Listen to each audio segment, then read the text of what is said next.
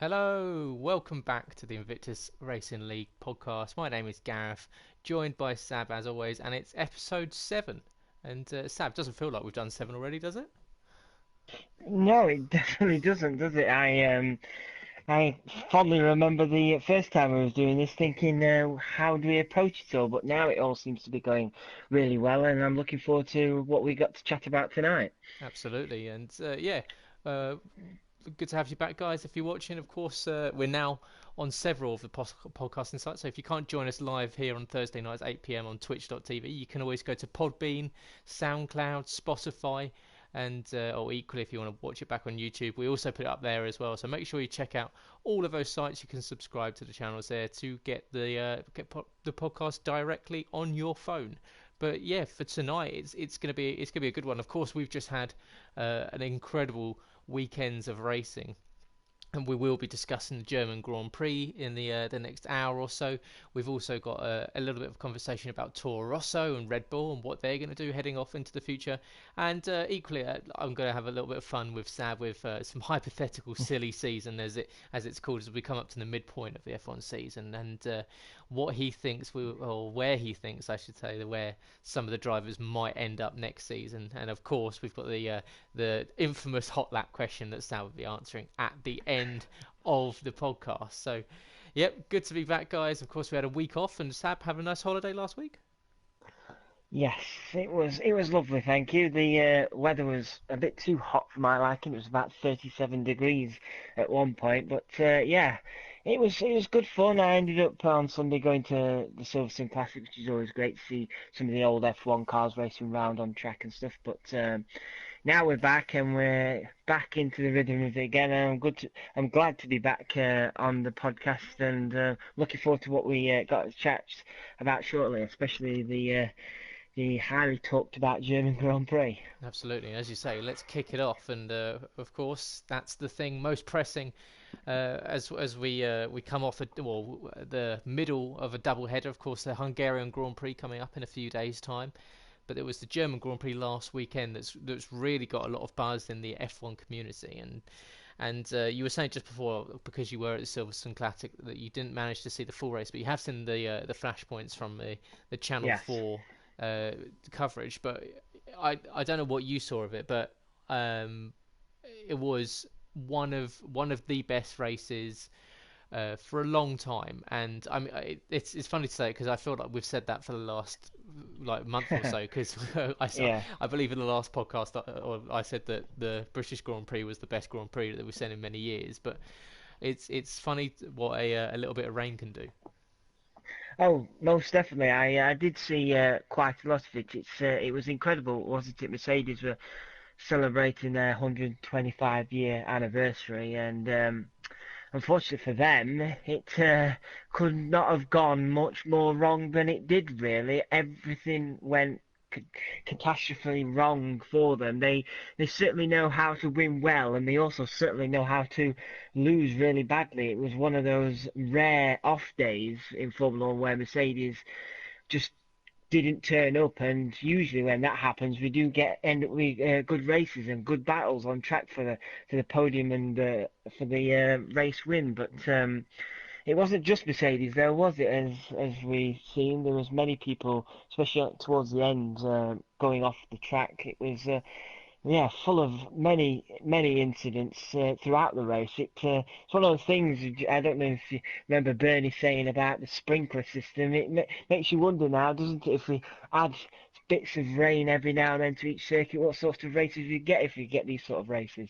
Yeah, I mean it was a fascinating race, and I think F1 definitely needed it. It's been fun to see, like the British Grand Prix we saw was a really good one. Austria had a good fight as well, but yeah, a bit of rain always does shake the grid up, and not just promoting sort of fun racing, but equally it gave the opportunity for us to have like the likes of Racer Point, of Toro Rosso being towards the front end of the grid with 10 or less laps to go, and you really had no idea who was going to go off next, because we saw both Mercedes spin. Unfortunately, Valtteri put it in the wall. Lewis just about kept out. We saw Charles, of course, went into the wall, but then it was that drag strip at the exit of the last Yeah. corner that was really catching out a load of people. I mean, what did you see? Hulkenberg, Leclerc, Hamilton, Sainz, Raikkonen took a trip out there about 3 times during the race, but he was able to get back on track. So it was, no matter, like, really, it was no matter what constructor you're in, it was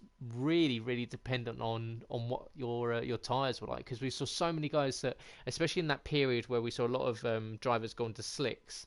The slick seemed to work for about 3 laps, and then it definitely went back to intermediate conditions. And unfortunately for Mercedes and Hamilton, he was it was I mean I don't know if you heard it, Sad, but he came on the radio and he questioned why they were going on to slicks. He didn't think it was wet enough for oh yeah, he didn't think it was dry enough for slicks to go on. So obviously he then had to cruise around for the next few laps on these slick tyres, kind of bemoaning the fact that his team had made his decision, and obviously then he just lost all grip at the final corner, put it in the wall. So that was really, I mean, it was a shocker of a weekend for Mercedes, wasn't it? Yeah. Yeah, it really was a shock of a weekend. And then, as you were just saying about him going off there, and then he instead of he missed the pit entry line, didn't he? And he should have got carried on going round, but because he hit the wall, he just thought he could just cut the grass and straight into the pit lane, which ended up getting him a 5 second penalty. And then there's that pit stop we've seen, well, we'll get on to Red Bull and their pit stop a little later, but we've seen a superb fast pit stop from them, and then you got what Mercedes had, where I don't know if you've seen, someone's put a video clip of them with the Benny Hill music on the internet. Typically, the internet sort of reaction to those sort of things, but it was one of the, I say again, it was one of those rare moments with Mercedes where, especially that pit stop, where they just struggled with everything they was doing. No matter what they did, they just couldn't get it right. And then when they come into the pit stops, they didn't know whether they were the slicks, the wets, the intermediates. They didn't know what to do. It was all a bit chaotic, wasn't it? I wouldn't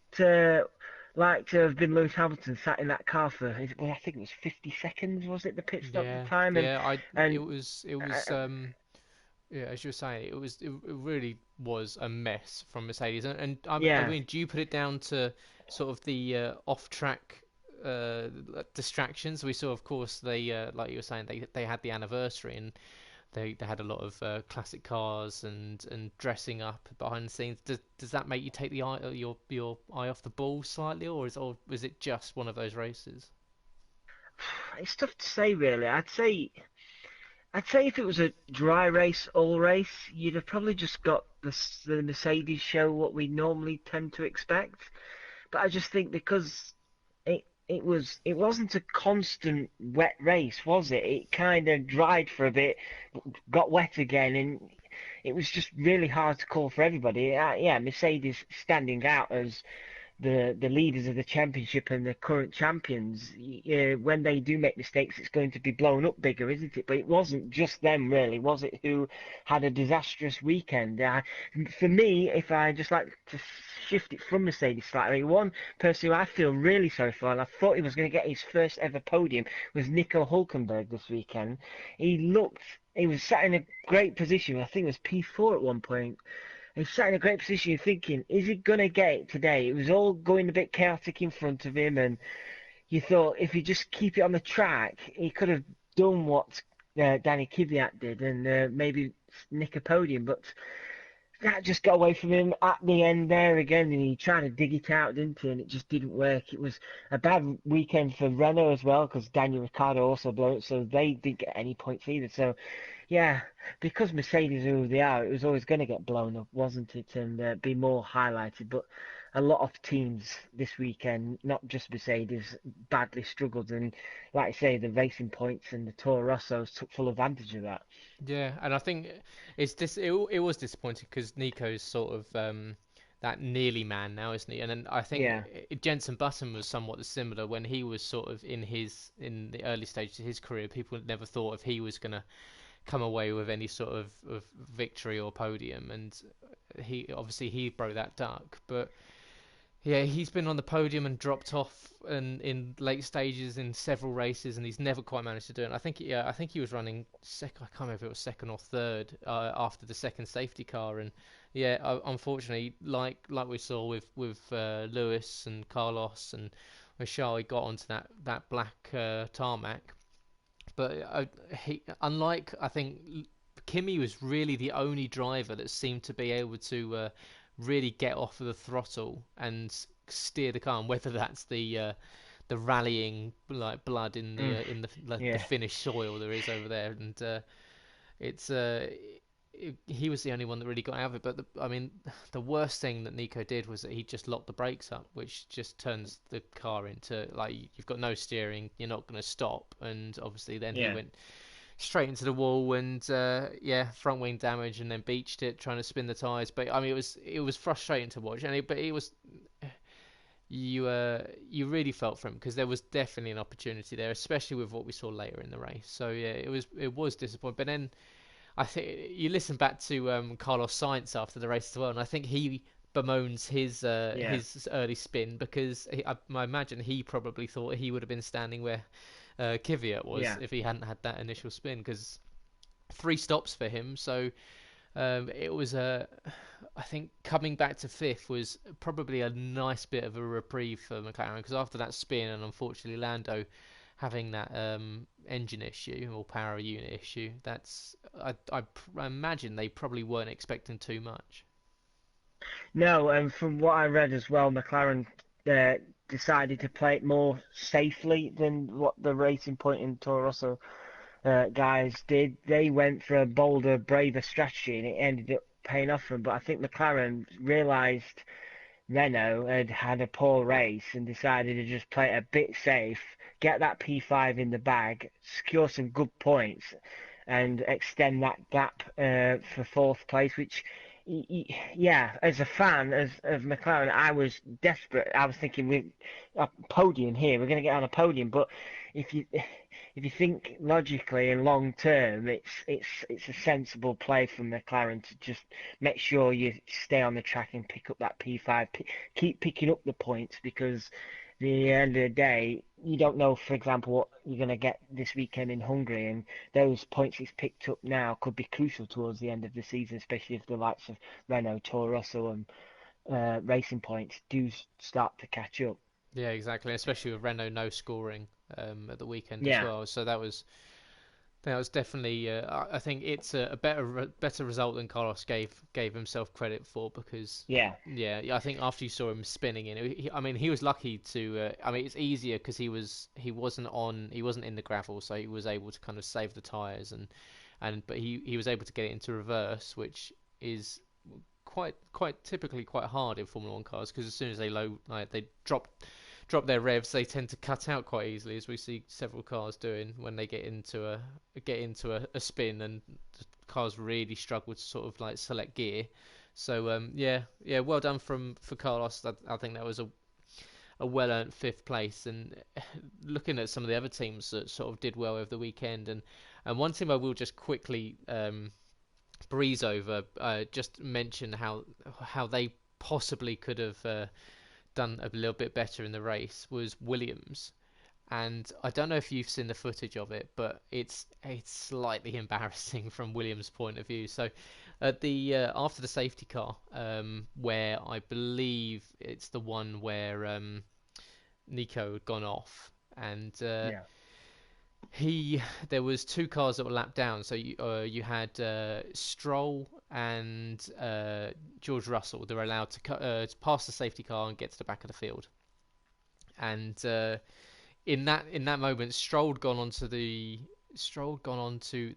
slick tires. So he was running around on slicks, and George was running around on intermediates. And he passed, even though Stroll was in front of him, he passed him because obviously in the wet conditions, Stroll had no grip whatsoever. So it's still under yellow.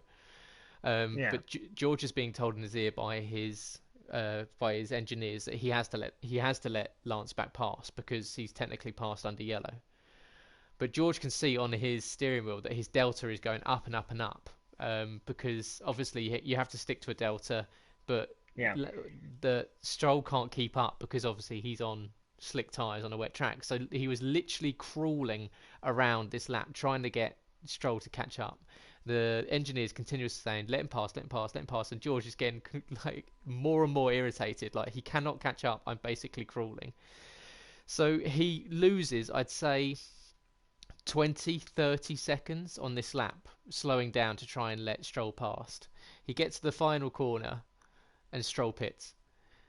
Yeah. And so, so then George has to stick to the delta that he's then set for that lap, which means that he then has to basically crawl around the next lap. So he never caught up to the back of the safety car.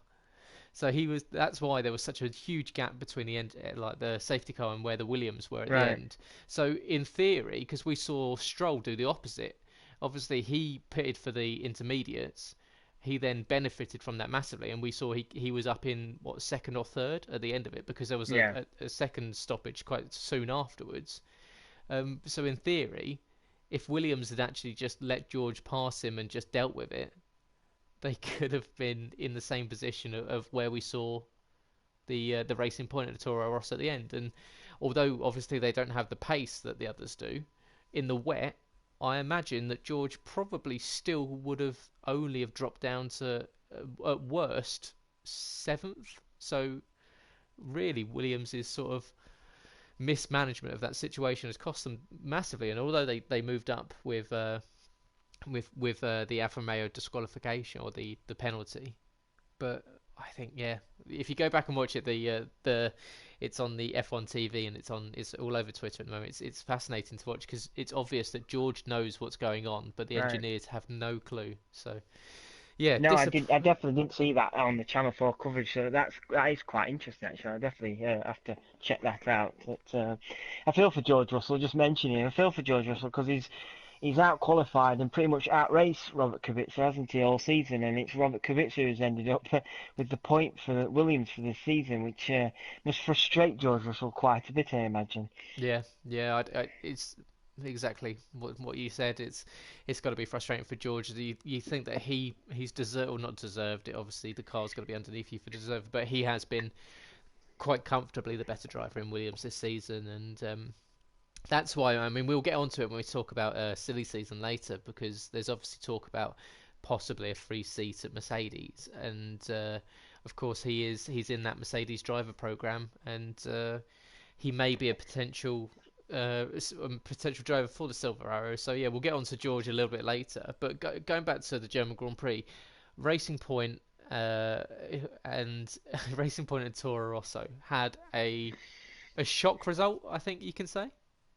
Yeah, oh yes, most definitely. They took full advantage of the situation, and they got the strategy calls right, really, didn't they? In the end, they went for a braver, bolder strategy, and it paid off for them.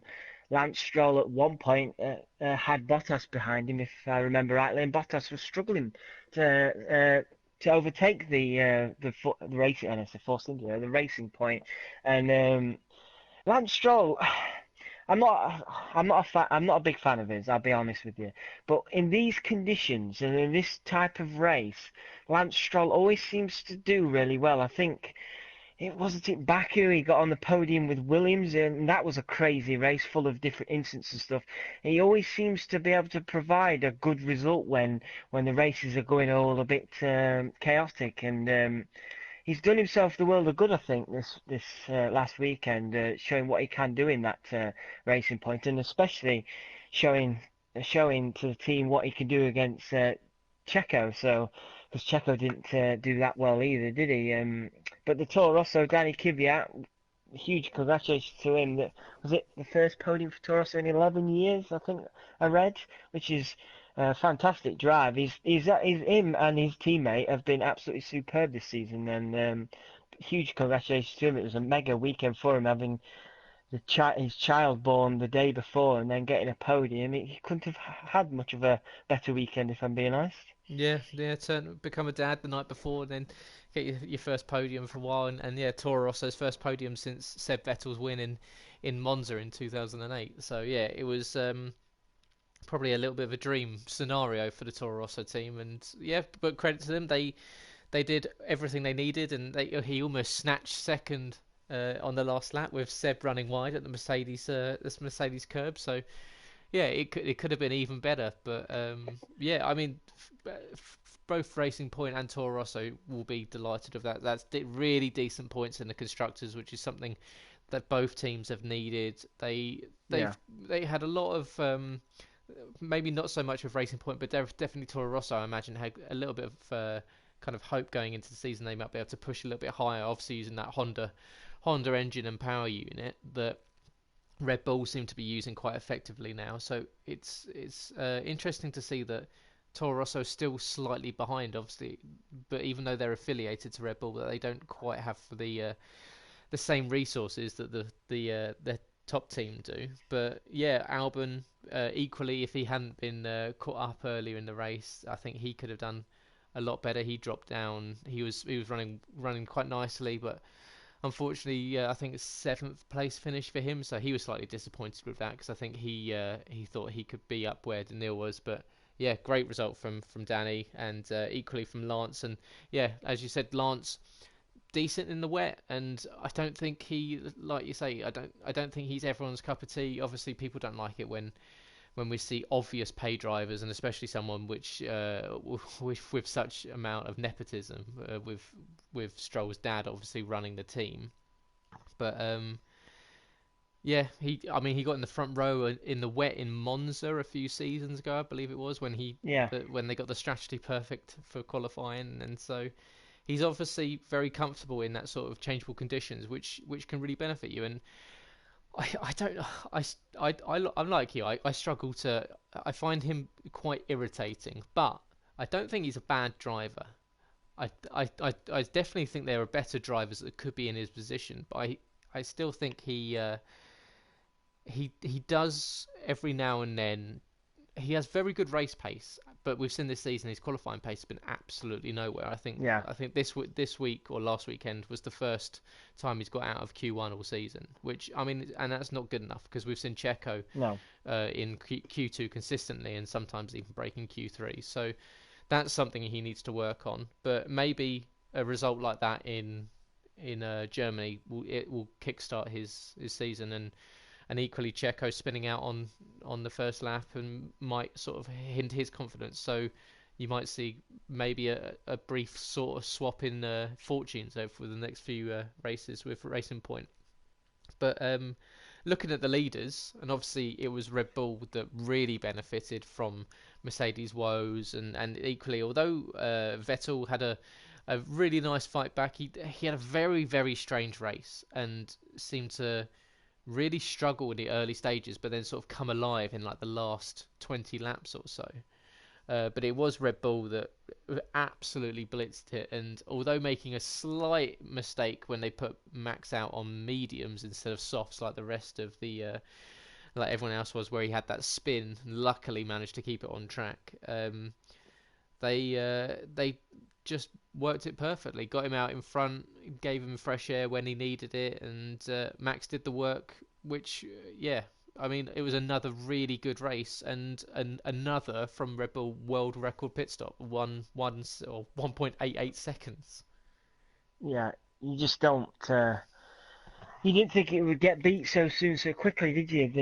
That pit stop. It's incredible to watch. It's just literally blinking, you've missed it, so to speak. But Max, once again, he's probably the hottest property in Formula One right now. If I was Red Bull, I'd be giving him a blank check and saying, write down as much as you want. We want you staying here because I think any team on the grid would want him. Obviously, Mercedes and Ferrari probably the most likely destinations if he wasn't going to stay at Red Bull. But yeah, Max absolutely superb all weekend again. Really getting the most out of that Red Bull. Unfortunately, for his teammate, not so much. Pierre struggling once again, coming into contact. I can't remember who he Albon, hit now. Albon. That's right, Albon, yes. And the front wing got stuck under his car, didn't it? But I just want to quickly just go back to you talking about Seb. I don't know if you've seen this, but there's an onboard footage of Seb on the last lap. and he was running comfortably in second, and I can't remember what turn it was now. It's coming into just before the stadium section, that heavy braking point, and then you turn left and turn right. He outbraked himself and run incredibly wide to the point where Danny Kvyat was pretty much alongside him on the very last lap, and Kvyat nearly jumped Seb for second place. Seb just about kept it on track and got it round and kept the car wide. But a lot of people didn't. I don't know if it was shown on the Sky footage, but it definitely wasn't shown on the Channel 4 footage. But a lot of people wasn't aware of that, who I've spoke to, what happened with Seb. But like you say, it's a strange race for Seb. But this might give him the confidence now, going later on, further on in the season now, having a good run like that from the back to second place. It's just sometimes these sort of races just give you that bit of a confidence boost, especially when you've been struggling and been having issues elsewhere. So. Yeah, for me, I hope Seb does start to turn a corner, and hopefully this race might give him that opportunity. Yeah, and obviously with his teammate, with Charles Leclerc crashing out, which was really Yeah, unfortunate because I think if he hadn't, we probably would have seen another really good fight between Charles and Max for the win, because yeah, those two seem to be best placed. Valtteri just late stages of the race he just, well, I say late stages, he struggled to get past the racing point. He just didn't really seem to be enjoying the conditions. Obviously Lewis had his own problems um, throughout the race, wasn't feeling very well, and I think the online community weren't particularly kind to Lewis, and I don't know. I think it's a little bit harsh to criticise him too much, because I imagine if there's plenty of us that have been feeling absolute trash, and if we had to get up and drive with the intensity and concentration that they had to, it would have been incredibly draining. So people do get ill, and unfortunately, he wasn't going to miss the race, but he probably just wasn't quite in the same mindset of what we usually see with Lewis. So yeah, I think that's probably a big reason why he struggled. But yeah, Seb really good. Glad he came through. Slightly fortuitous with late safety cars that brought him towards the front, because in the midpoint of the race he was struggling. He couldn't get anywhere near. I think it was Kimi that was just driving away from him in the Alpha, and he just couldn't touch him, and it was really strange. It was a strange race for Seb, but yep, hopefully it does kind of give him a bit of a kick that he needs, because at the moment Charles is looking more like the number one driver at Ferrari, and not Seb, because although he made the mistake and crashed out, he's been the one that's sort of been more impressive in qualifying, and we've seen that he can get his elbows out in races and not have these silly mistakes that we saw, as we were talking about a few weeks ago with that Seb's been making. So yeah, hopefully it's Seb turning a corner. But going back to what you were saying about Gasly, obviously coming into contact with the back of Albon with a few laps left to go, crashes out the race, and it's another poor race from him, isn't it? And I mean, yeah, Pierre, he really needs to watch out now, because I mean we'll go on to Toro Rosso now, because Helmut Marko's come out and said that they're not planning on replacing him halfway through the season, which I don't know if that's a good thing or a bad thing, because he knows the standards that Red Bull hold their drivers to, and he knows that he's not meeting them, which means at the moment he must feel like a little bit of a dead man walking. yeah. Um, but looking at who would you put in that seat? Do you put Albon there? Do you put Danny in there again for a second go and see if he can make another go of it, or do we look outside that Red Bull program? It's tough, isn't it? Because I'm sure I've also read Helmut Marko also saying Danny won't be getting that seat again, despite what he's doing at Toro. So I could be wrong in saying that, but I swear I've read something about that. So if that was the case, you would have to say is it Albon's chance to give it a go if Gasly doesn't buck his ideas up. Albon's looked super impressive on his debut season this season in that Toro Rosso.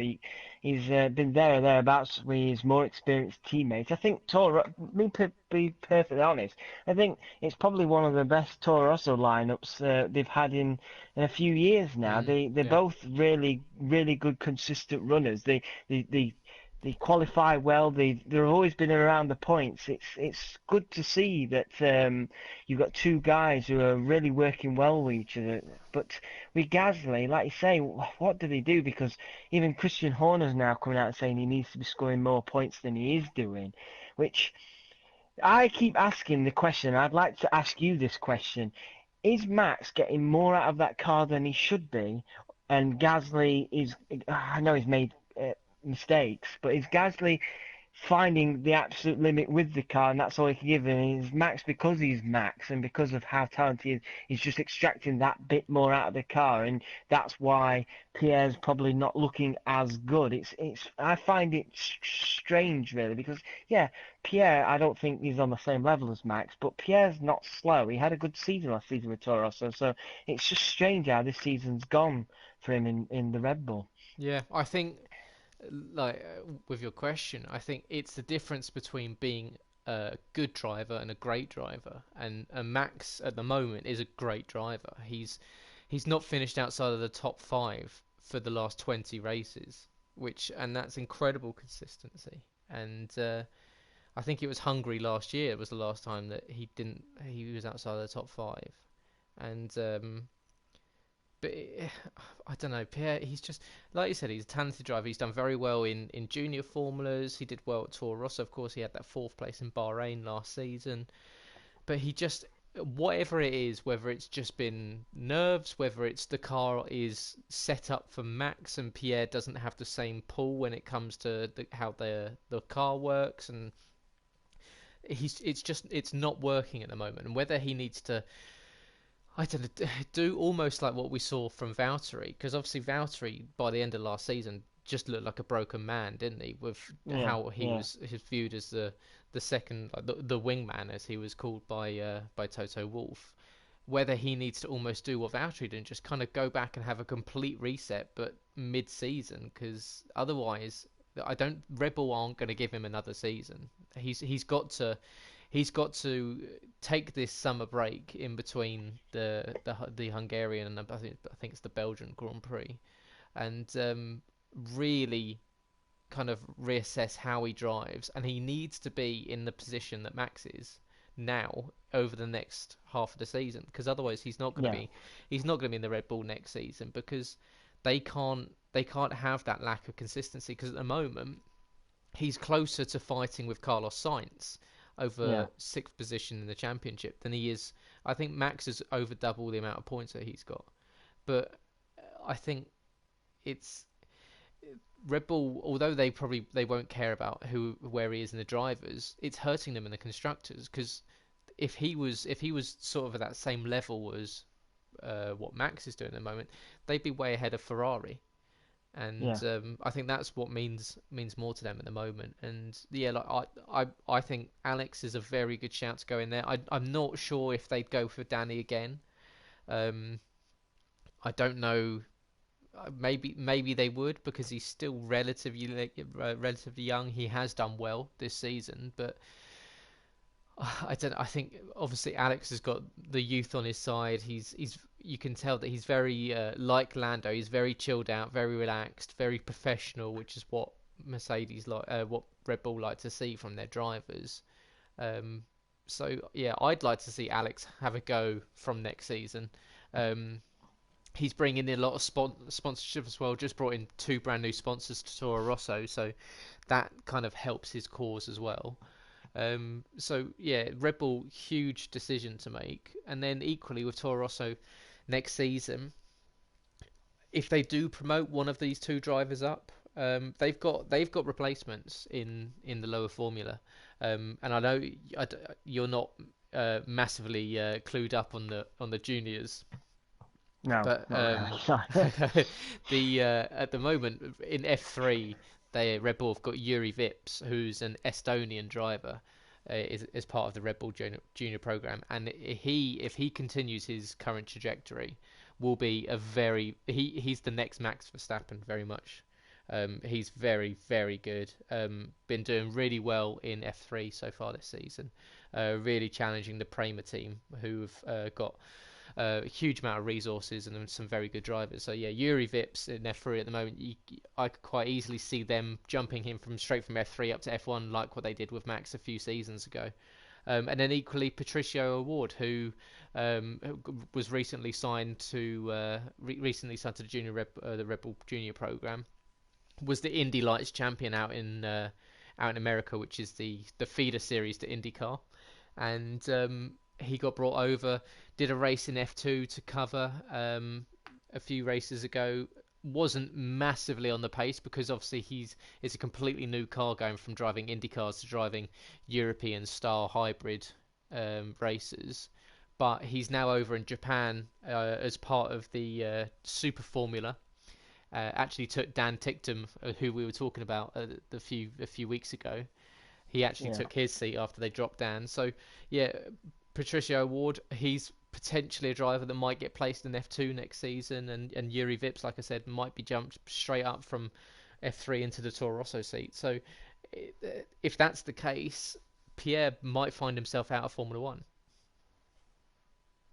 Yeah, I wouldn't be surprised to be honest, and that's the harsh nature, isn't it, of the Red Bull Academy and the Red Bull program. If you don't perform straight away, you're going to be out the door quicker than you've walked in the door. There's been many Red Bull drivers who have stepped into Formula One and soon stepped back out of Formula One and now are in other series like Formula E and the WEC and what have you.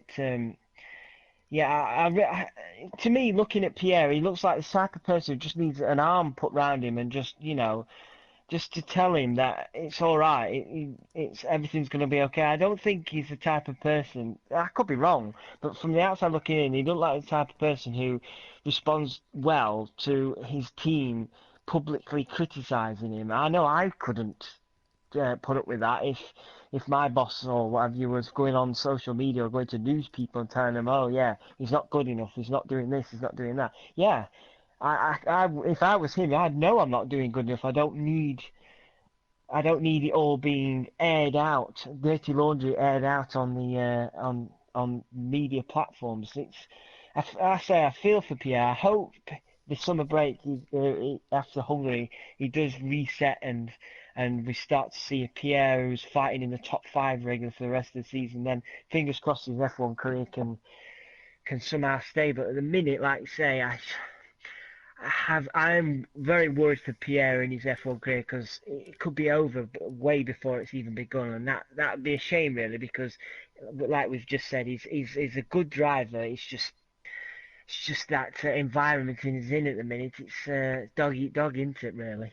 Yeah, and you can really even if he has a strong second half to the season, it might already be curtains for him because we know just how ruthless Red Bull have been in the past with Yeah. their drivers. So yeah, he's really got to pull it out, and yeah, but I agree. He needs just someone just to let him know that he can do it, and he's definitely got the talent. He just needs to find just that one thing that can just unlock just a little bit more competitiveness because we've seen he's really struggling in qualifying and both in race. It's not like he's shining in one and struggling in the other. He's really struggling in both sessions at the moment. So yeah, Pierre, I don't know, possibly leaving Formula One at the end of the season, but that kind of leads on to the final main point, and that's silly season.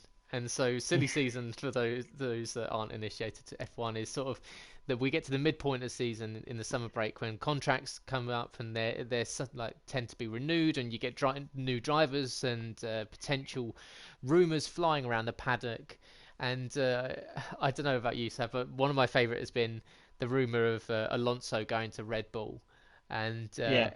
It's one of the most ridiculous ones, and if it happens, I will happily sit here and tell you how wrong I was, and literally eat a hat. I will I We will need to take one live of stream that. yeah, I will eat one of those Red Bull branded Kamoa hats, and because because Honda wouldn't even let him race in Indy 500 with a Honda powered Indy car.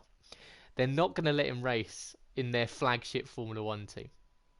No, and I don't know if you've seen, but they put a tweet out Honda after the race, and it was something along the lines of that's GP2 wins or something like that. But then put a following tweet out saying, sorry, autocorrect, it should have said two GP wins. And people thought that was a dig at Fernando for two wins for Honda this year. Honda obviously are going to deny that, but you don't know, dear. It kind of looked like it was a dig at Fernando.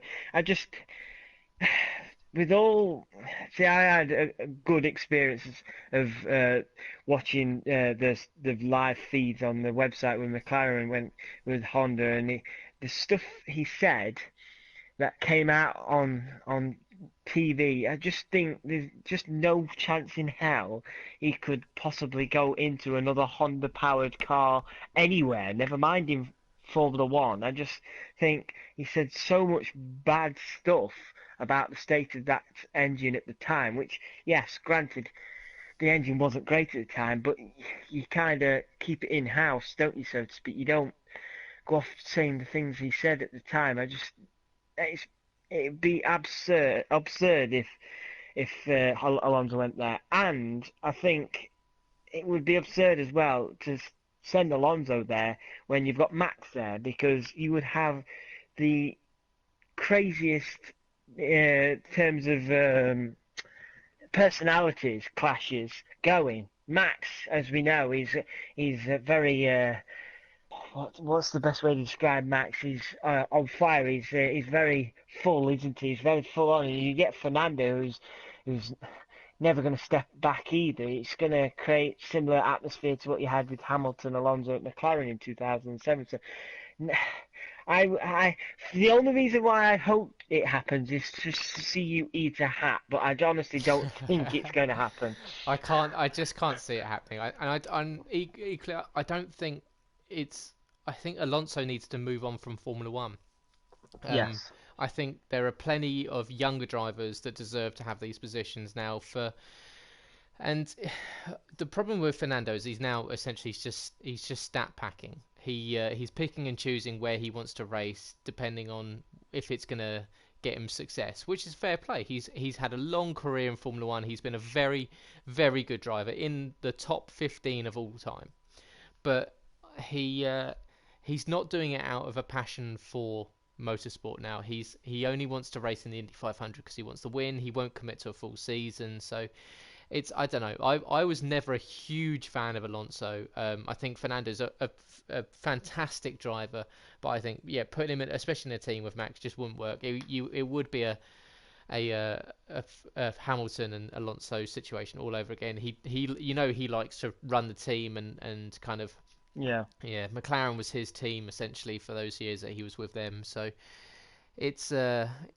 I'm not 100% on him returning to Formula One. But one person that is looking at returning at Formula One is Esteban Ocon. Yes. And currently on the sidelines, test driver for Mercedes. No one quite knows what's going on with Bottas's contract. He says that it's in the process of being talked about, and there was other talk coming out saying that it might not happen. Um, but then there was a story coming out that he's planning on leaving the Mercedes program and going to Haas because obviously Haas are powered by Ferrari units. Yeah. So, and we know that Haas have had conversations well, there's been rumours that potentially dropping Grosjean halfway through the season, who I don't actually think is the one they should be dropping from the team. But yeah, where do you see Esteban's future? I um I honestly think, especially after this German Grand Prix, Esteban will be quietly rubbing his hands because Toto Wolff come out and said It was a race that Valtteri should have gained massively on Lewis, and he didn't take advantage of. And the last few races, we've had the 2018 Valtteri, haven't we? Really, we started the season. You thought this is a new man, this is a new approach. He's looking good, and since like the European season started, he's slowly tailed off slightly, and Lewis has hand over fist beating him nearly every single time. It's Esteban will be looking at that seat and thinking, well, what Valtteri's doing right now, I could do just as well. And you'd probably have to say, if Valtteri keeps going the way he's going, why not give Esteban a chance? Because if he doesn't get a chance in that Mercedes, he's going to have to leave that Mercedes program because he's not going to get into Formula One just sat on the sidelines all the time for Mercedes. Last season, he did have a seat fitting at McLaren at the end of the season, but because McLaren didn't want to loan him from Mercedes, he lost the opportunity there. So he's probably seeing it from two different perspectives. He's probably thinking, shall I just hold on and hope that Valtteri keeps struggling and I've got a chance in here, or do I think this Mercedes sitting on the side of Mercedes is actually hindering my long-term future in Formula One, and I might not get a seat again in Formula One because, like you say, you've got all these young drivers now suddenly coming through the ranks. He could suddenly be left hanging out to dry, and he might never find himself a seat again. It's tough for Esteban Ocon. I've said this before on the stream. I felt really sorry for him losing out through Lance Stroll and his dad buying Racing Point. He did well in the Force India at the time. Yes, he had a few issues with Checo, but I think that was about 50-50 at the time between them. They were both at each other's necks. But it's tough to say with Esteban. I personally, if Valtteri keeps going the way he does, I'd like to see Esteban just given a chance, because what's the harm we're going to do? He's not going to be like if Max went to Mercedes, where Max would want to stand his authority against Lewis and prove that he's the better driver, because Lewis would hate that, wouldn't he? Lewis wants to be the man, like Seb is at Ferrari and Max is at Red Bull. Lewis wants to be the top man, the top dog at that team, and if Esteban comes in, it's just pretty much a like for like replacement, really. Whereas if you go and bring in a big name, Mercedes, suddenly you've got, like we spoke about, big personality clashes in the team, and Lewis. You know what Lewis is like when big personality clashes happen. It can upset and irritate his rhythm. So yeah, it's interesting. I don't know what your opinion on it is, but I'm really not sure. I think the next few races for me really are crucial for Valtteri now, especially him crashing out in Germany. Yeah, big time. I think they've got a big decision to make, and equally they've got George Russell, who we were talking about earlier, who's part of the Mercedes program, who I think that they like him because he's very much sort of modelled in sort of Lewis's. He's disciplined, hardworking. He does whatever the team ask of him. He's very professional, but then he's equally very quick.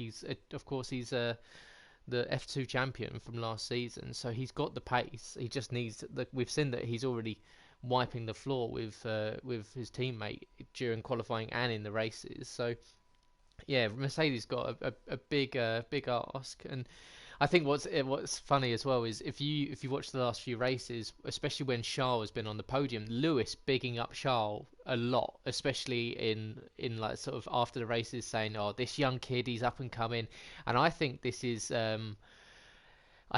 Lewis playing that game where he's sort of sowing a little bit of discontent in Ferrari because he wants the two Ferrari teams to go up against each other. He knows that Charles and Max are the future of Formula One at the moment, and Yeah. he wants Charles to start like asserting authority in the Ferrari team, taking that battle to Seb because that essentially distracts Seb from being of going up against Lewis. So yeah, I think Lewis playing a very interesting game, sort of by bigging up Charles in a lot of press conferences at the moment. But I was looking over some of the other things. So what I'm going to do is I think this would be quite fun, and we'll revisit it at the start of next season.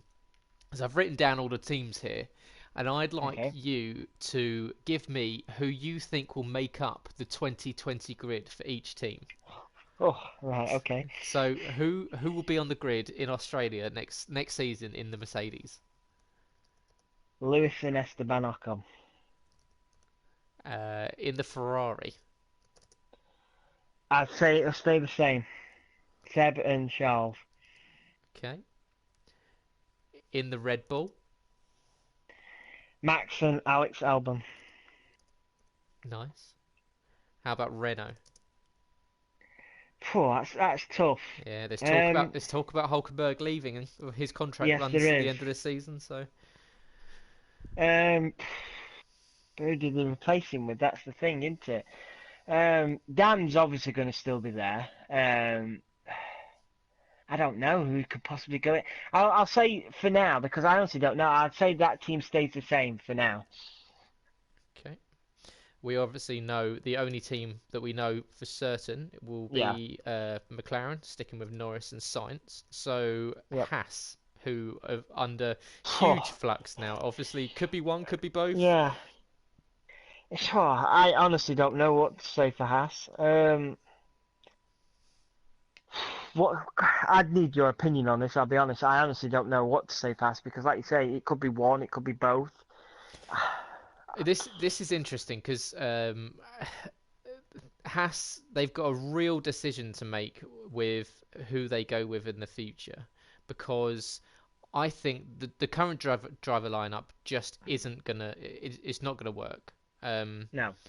and I've never been a fan of Kevin Magnussen. I think he's abrasive. I think he's dangerous on track a lot of the time. I think he is somewhat bullying his sort of way around Grosjean, and I don't get me wrong, Grosjean isn't a saint. We've known that in the past, but the way that those two have been acting around each other this season has been unacceptable. But from my point of view, both the instance in Silverstone and the weekend was Kevin crashing into Roman. It wasn't the other way around. Yeah. It was Kevin that went wide at the hairpin and hit Roman, who was on the outside. It was Kevin that was on the right hand side and off the track in Silverstone that tried to come back on when Roman was there. So it's I'd expect to see two new drivers in at Haas next season. Yeah. Do they go for an American driver? There's drivers out in IndyCar at the moment. Connor Daly, I think Alex Rossi is signed with an IndyCar team, so he's off the market. Um, we've seen possibly they've got their young driver who oh, is it Fittipaldi? I believe it is the Emerson Fittipaldi's nephew, I want to say, but I cannot quite remember for the life of me what Pietro Fittipaldi. There you go, the grandson of Emerson Fittipaldi. He's the test driver at the moment. Um, he might go into one of the seats. Apart from that, I think look into F2 because I can't see both. I think Haas have had enough of those two. I think we might go all change, and Yeah. I'd take a stab, and I'm going to say Nick De Vries, currently leading Oh. the championship in F2, moves Oh. into that seat. So Fittipaldi and Nick De Vries I'd have. I'd Uh, like to see that actually because I'm a big fan of Nick De Vries. I think he's a talented young kid. so who have you got in at Racing Point? It'll stay the same. You think Perez is staying Checo's there? Yeah, he said recently, hasn't he, that they're in talks now about a long-term contract, and I think he's a safe bet for Racing Point. Isn't he? He brings in good sponsorship, and he's always raced well with the team, and obviously Lance Lance is definitely not going to lose his seat, so I think yeah they'll stay the same. The only thing I always think about with that is potentially if George doesn't get the seat at Mercedes, if he moved up to Racing Point, if Mercedes wanted him to have a slightly Yeah, more competitive car, that he might take Checo's seat. But yeah, yeah, that's one I could probably go along with. Toro Rosso. I'm gonna have to go with Kvyat and one of the young kids you've mentioned earlier. I, you probably know better than me with the Rebel uh, Academy youth drivers, so I'll let you pick the second one. But definitely think Kvyat will still be there. He's definitely earned a place in the team for next season. And finally, from you, Williams. I think Russell will stay there for one more season. Who? See, I think the Kubica gamble has not paid off at all. But who do you replace him with? Bottas, maybe. Back I'll to go with Williams. Bottas. Okay. Yeah. Yeah. The good, nice shout.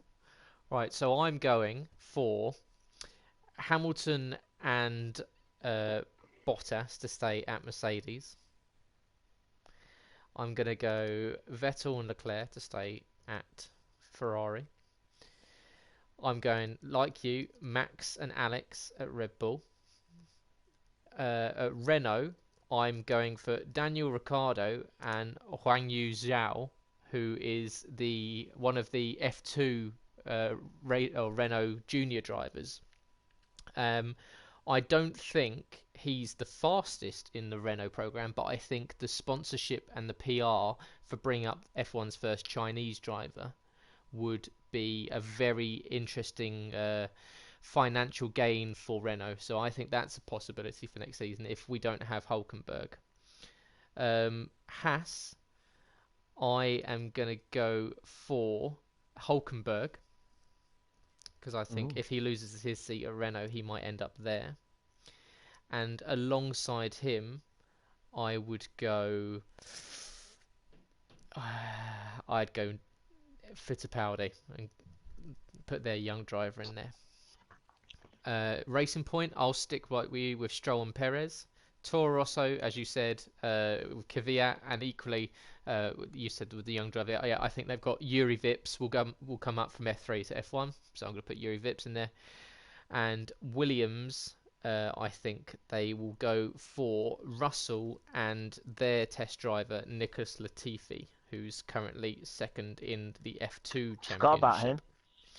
So yeah, Latifi, a lot of money in coming from him in sponsorship from Canada, and currently racing for Dams. So yeah, Nicholas Latifi, I think he will make his way up in replacement of Kubica. So I'll save that and we'll visit that in 8 months, 8 9 months time, and we'll see if we were. I imagine we'll be completely wrong. Well, Yes, I'm I sure do we'll as see. well. Hamilton lines up in Haas or something like that. We'll get something huge. Huge will flex that will change that. Um, so that's the end of the main points. What we'll quickly do now is we'll just go over, of course, those listening. If you're here for the Invictus Racing League stuff, obviously we are an esports racing league on F1 2019 and GT Sport. We will be just quickly discussing over the results for round two of the championship, and that was round two held at the Monaco Grand Prix around the streets of Monte Carlo. And yeah, we previewed it at the start of or the end, I should say, of the last podcast, of the sixth episode. And Sab, how did you find your week's racing Tuesday and Wednesday you raced on? Tuesday was hell. Um, Wednesday was much improved. That's the best way I could describe it. Tuesday in my performance league, I just couldn't get to grips with it. I qualified sixth on a harder tyre, on the medium tyre, and I thought I did well then, and I got just caught up in bits of traffic and stuff, and it just went downhill from there. Wednesday night was much better for me.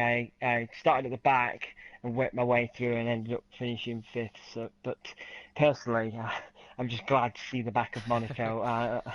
I cannot stand Monaco whatsoever. What about yourself? I think it's one of those tracks that's very polarizing. You either really like it or you really, really dislike it. And and I'm slightly ambivalent about it. I don't mind. I enjoyed the challenge. I'm not massively fast around there. I decided on Wednesday that I'd try and qualify on the mediums. Didn't quite have the pace to get into like, the top 10. Unfortunately, went out on the softs, just missed the line by 3 seconds. So had an issue early in the race. Had to do a 38 lap stint on the hard tyres. So yeah, it was an interesting race. But I mean, going back over and they weren't they weren't uninteresting. Of course, it's not quite like the real Formula One. It wasn't quite the procession, and especially on Monday night, we saw quite a few overtakes, especially made by FPL Charlie, who was very brave with his moves in the no assist league. But Monday night was the White Fountain show, wasn't it?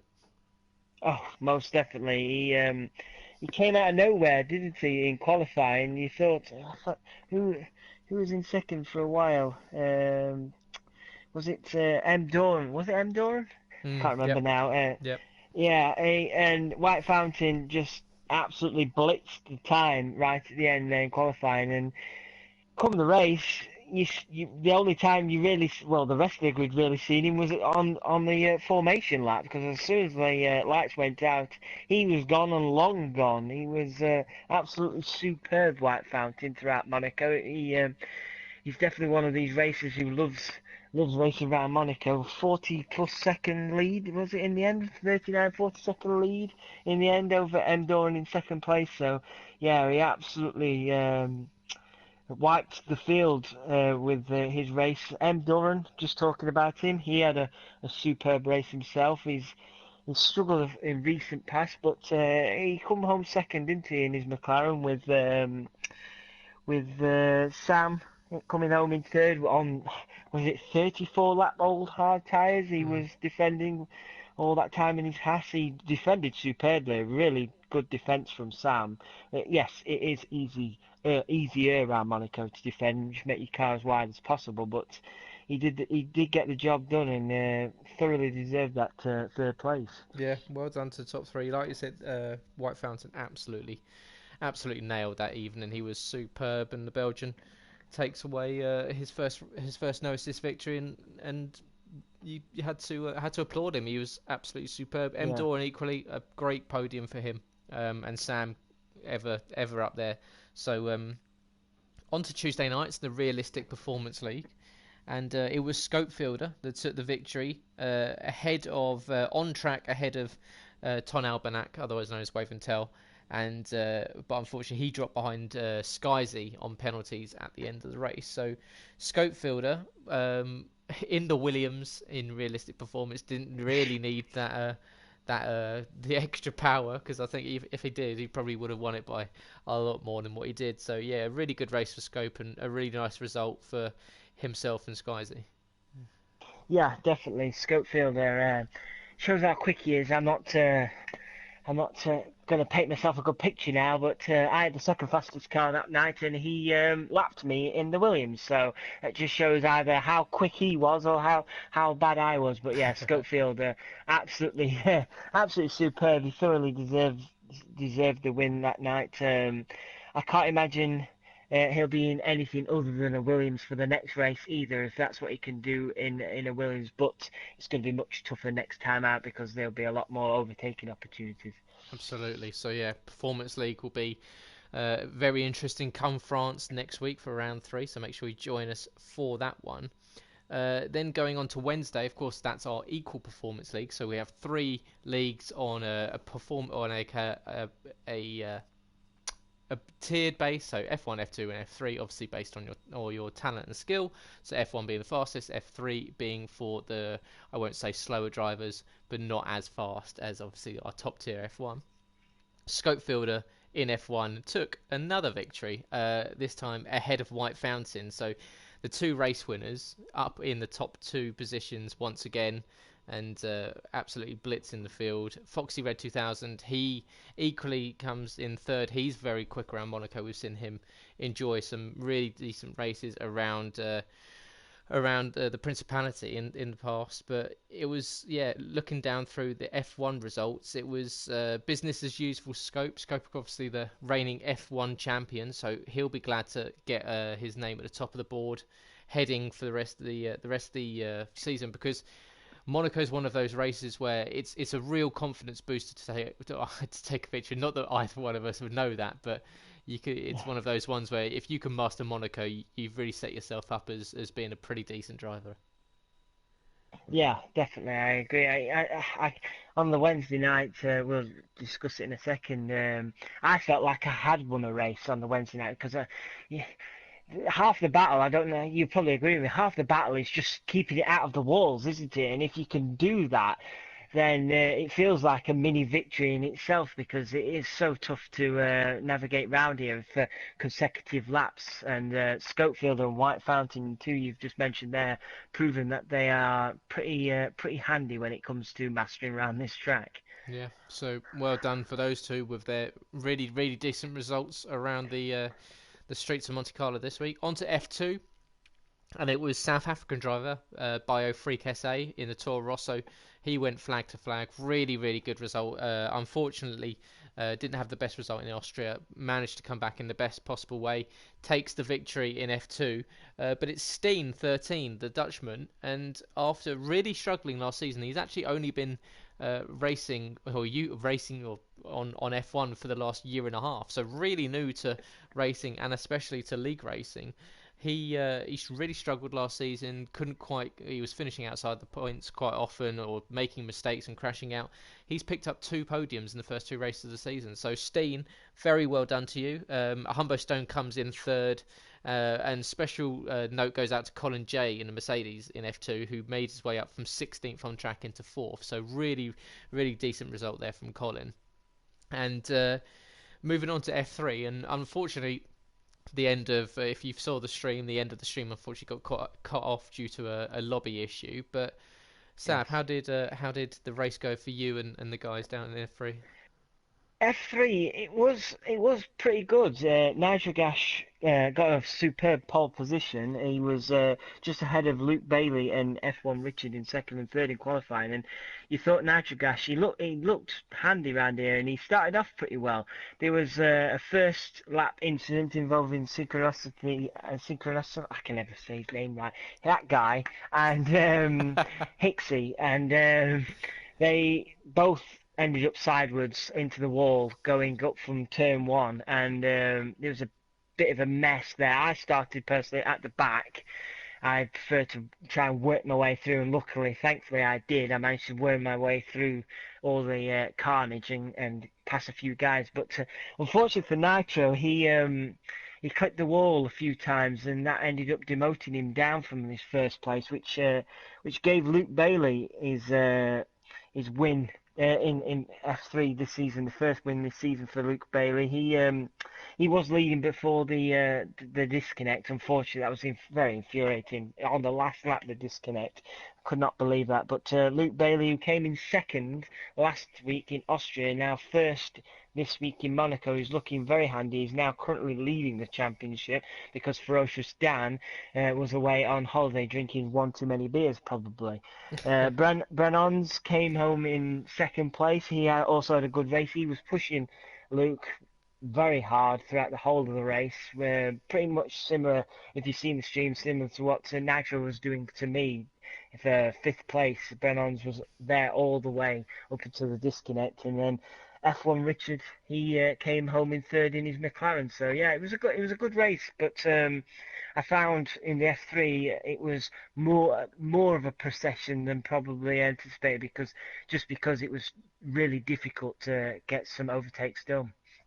Yeah, so a good race all week or all round for the majority of the field. So congratulations to everyone that managed to finish your races and come away with some decent points. Of course, all results currently are provisional, whilst any stewards inquiries are ongoing or extra penalties are added. So make sure you check out the website later over the weekend to find out the final results that will be on the league tables. So that's where you can find everything. And on to France next week. So round 3 takes us to La Castellet, the Paul Ricard circuit, and the French Grand Prix. So it's going from tight street circuits and narrow walls and potential crashes each lap to a circuit which feels like hundreds and hundreds and thousands of different potential ways to drive around it, and the most expansive runoff areas anywhere in F1. Yeah. Eh, I like France. It's I find I can get a good flow around there. Before we started this, I had a few time trial practice laps around there. And, I tell you, I'd much prefer the freedom of France rather than the walls breathing over you at Monaco, because you only have to twitch around Monaco and you've lost an end plate. Whereas if you twitch around France, you've got, like you say, about 4 miles of runoff to go and explore. But yeah, you can't get two completely different tracks on a calendar, can you? Really, there, Monaco to France. It's going to be interesting to see how we all get along. I'm obviously looking forward to this a lot more than Monaco, and be definitely putting the practice in. Yep. So really looking forward to that one. So make sure you join us next week from Monday evening at 8 p.m. here on twitch.tv. In fact, on this channel. So make sure if you want to watch the no assists race with Sab and I in the commentary box to join us for that one, because it's going to be another good race. And just like to say congratulations also to Scott, the current no assist champion, boy band and OSB. He took to the track in his Ford Focus last week at Brands Hatch, and although had a little bit of a scrape in the first race and not in ideal conditions, he did have a positive result in the new car. So congratulations to Scott, and we're looking forward to seeing what you can do for the rest of the season in the car that's hopefully in the next few weeks will be emblazoned with the Invictus Racing League logo. So yeah, congratulations to Scott, and I will take you up on that. And that the well, let's just say he's going to let me drive the car around next time I get to visit him. So yeah, looking forward to that one. And Nice. yeah, I know. Not going to hold them to that one. So we'll head on to the last part of the podcast, and it's going to be Sab's favourite, and it's the hot lap question. So Sab gets 1 minute. I ask him a question. He has to give me his answer, and he gets a minute to explain that reason why. So Sab, in 1 minute, I'd like you to give me who and why. And the question is, who is, apart from the big three, so disregarding the big three, who is the Yep. next team to win the Constructors' Championship? Well, I could slightly be biased here, couldn't I? Based on the what I understand and know, I'm going to have to go with McLaren just because they have finally sorted their infrastructure behind scenes with the different personnel they've brought in. There seems to be a healthier relationship within the team. The drivers are a lot more settled and relaxed. It all seems to be pointing in the right direction, whereas everybody else further down the grid are having their own issues or different problems. McLaren seem to be outside of the top three, the only team who's really pointed upwards rather than staying still or going down. So I'm going to say McLaren. You heard it here first. McLaren have to be the next people to win the Constructors' Championship if it's not a Ferrari, a Merc, or a Red Bull. So hopefully that's true, because we'd like to see the McLarens back on top, and or even see a Williams. It'd be nice to go back to the heydays of the early mid-90s. We saw those guys battling out over the Constructors' Championship. So yeah. That's us done for this evening. Run a little bit longer tonight as we were discussing a lot, but I've hopefully we'll keep you all entertained with what's going on. I haven't blabbered on too much, but we will be back next week for episode 8. Of course, the Hungarian Grand Prix taking place this week, and I'm sure we'll have plenty more talking points over the next week or so that Sab and I will be able to bring to you. So make sure you listen to us back live on twitch.tv on a Thursday evening at 8 p.m, or you can listen to us on SoundCloud, Podbean, Spotify for the podcast back. Then you can subscribe to those channels for free. Equally, it gets uploaded to YouTube. If you'd like to download it, hit YouTube, you can listen to it there. If you'd want to go and get involved with the league, as I said before, we're an esports league racing on F1 2019 and GT Sport. So go to the website invictusracingleague.com, where you can find all details. Get yourself on the grid for this season that's ongoing. And equally, the GT Sport League is starting in the next few weeks. So if you'd like to get yourself as part of that grid, go to the website, check it out. There's all the details on the homepage of the website at the moment. Or you can look at all the socials. We've got Invictus RL on Twitter and Instagram, Invictus Racing League on Facebook. And like I said, get yourself on the grid. We're going to have a really, really decent stacked season in GT Sport for their second season. And equally, plenty of spaces left on both on the grid and in reserve leagues for the F1 leagues over this current season. So Be really good to see you all. And equally, if you'd like to donate to League, you can go to the Invictus section on the website where you can donate. And if you're a member of the community and you are a current driver, you can see what perks it will give you as part of your donation. So yeah, make sure you check out all of those. Follow this channel here, the Gnosis channel. And I'd like to say thanks very much for everyone for getting us to 3,000 views for this channel, which was a really, really decent milestone to hit recently. So that was really nice to see. And we're on the way to 100 subscribers now. So please, if you haven't already, make sure you click on that subscribe button. And you can also use your Twitch Prime subscription. So if you've got Amazon Prime, you can use your 1 free month subscription here. You don't pay a penny. We get the monetary value which goes into making the podcasts and everything bigger and better just for you. And Sab, as a final word before we tick off, what are you looking forward to the weekend the most? The Hungarian Grand Prix is definitely going to be fascinating, isn't it? It's the race before the summer break. The problem is we've been treated with some fantastic races, and the German Grand Prix. I can imagine it might end up being a letdown and being a bit of a procession in the end because we're all on such a high. But it's going to be interesting to see because Hungary is one of those tracks where you don't need the power to win round there. So it'd be good to see if Max can give it to the likes of Mercedes again and see if he can get another win under his belt. And hopefully, if that is the case, we might just have another race, another good race on his hands to talk about next week. But yeah, Hungarian Grand Prix should be a good watch. Yeah, going to be a very interesting one. Of course, they say the Hungaroring almost like a street circuit, but on a real track. So, yeah, very interesting one to see if we can keep up with this trend of decent racing like we've seen over the last 3 races or so.